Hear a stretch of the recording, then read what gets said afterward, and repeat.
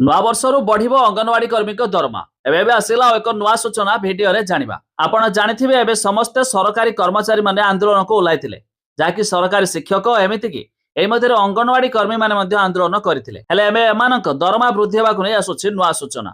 Video रे जानिबा ता पूर्वरु video को लाइक करंतु, सब्सक्राइब करना थिले एबे सब्सक्राइब करी पाखर थिबा बेल आइकन को दबाइ दियंतु। अंगनवाड़ी कर्मी एवं सहायकक दरमा बढ़िबो। तबे अंगनवाड़ी कर्मी माने जो माने दीर्घ दिन धरी सेमानकर दाबी उपरे सरकार निष्पत्ति पाई अपेक्षा करथिले, देशरे 2026 मसिया पूर्वरु एक बड़ उपहार पाइबाकू जाउछथि। सबु अंगनवाड़ी संघ एवं सरकारी अधिकारी मानक मध्यरे एक उच्च स्तरीय बैठक अनुष्ठित होइथिला, जेउथिरे अधिकारी माने सर्व अंगनवाड़ी कर्मी संघर दाबी गुड़िक मंजूर करथिले। तेबे एबे यह विश्वास करायाउछे नूतन वर्षर अंगनवाड़ी कर्मी को बड़ उपहार मिल पारे।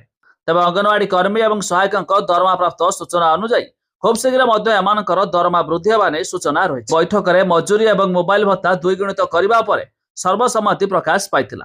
तेबे मोबाइल भत्ता 2000 रु 4000 को वृद्धि करबा को सुपारिश कराइथिला। छडा बाजार दर अनुसार अंडा दर वृद्धि करबा, नचे सरकार निजे अंडा जोगाई देबा, उन्नत मानर मोबाइल देबा, 4 श्रम आईन को कार्यकारी करी समान काम को समान दरमा, श्रमिकों को मान्यता, सामाजिक निरापत्ता योजना रे शामिल।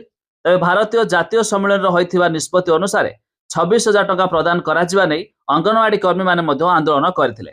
सेहिपरि 100 शतकड़ा पदोन्नत देबा, अतिरिक्त कार्य सब बंद करा जाई केवल आईसीडीएस काम को अग्राधिकार दिया जिबा, गाँ कल्याण समिति रु कर्मी को बाद देबा प्रभृति दाबी करिसंती। ते मिलुथिबा सूचना मुताबक खूब शीघ्र मध्य एई समस्त दाबी मध्य आवानकर पूरण हेबाक जाउछि 2026 रे।